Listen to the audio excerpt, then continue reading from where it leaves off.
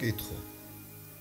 თუ კი ეგრეთ წოდებული ეღოველთა რასელისტთა სექტის წარმომადგენელთა თავისუფლება და მათი რელიგიური სინდისი, ჯარში მსახურებითა და სისხლის გადასხმით ილახება, მათი თავისუფალი ნება არ იზღუდება და კმაყოფილდება მათი მოთხოვნები, თუ კი სექსუალური უმცირესობის თავისუფლებას იცავს კანონი და 1000 მამათ მავალს და ლესბოსელს შეუძლია მოთხოვოს სახელმწიფოს ხელშეუხებლობა და თავისუფალი მოქმედების საშუალება და მათ მოთხოვნებს აკმაყოფილებენ, თან ყველაფერი ეს ჯდება დემოკრატიის ჩარჩოებში, რატომ ვერ ჯდება დემოკრატიის ფარგლებში იმ მართლმადიდებელთა მოთხოვნა, რომელთა რელიგიური სინდისი და ადამიანური თავისუფლება ილახება ID ბარათებში და ჩიპიან პასპორტებში მხეცის რიცხვის არსებობისა და ელექტრონული კონტროლის განხორციელებით.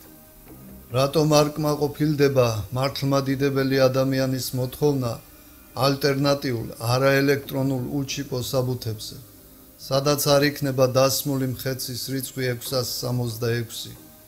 რატომ არ ეძლევა მას ამ ქვეყანაზე სიცოცხლის და ფიზიკური არსებობის საშუალება, ისე რომ თაყვანი არსეს და არ მიიღოს მხეცის რიცხვი და არ იყოს მისი მონა.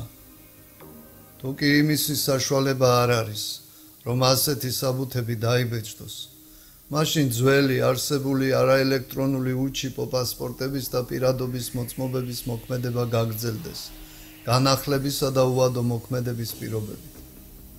ნებისმიერმა მთავრობამ, არსებულმაც და მომავალმაც უნდა გაითვალისწინოს ის, რომ თუ კი არ დაკმაყოფილდება მართლმადიდებელთა მოთხოვნა საბუთებთან დაკავშირებით და არ შეწყდება ჩვენი შვილების გახსნა და გათახსირება, არ შეწყდება ქართველი მართლმადიდებელი ქრისტიანი ერის სულიერი ოკუპაცია და გენოციდი, ღვთის რისხვა არ დააყოვნებს პირველ რიგში მათზე და შემდეგ სხვებზე. და რა სახით მოგივლენთ ამ რისხვას ღმერთი, ეს თვითონ მან იცის. ყველა ქართველ მართლმადიდებელს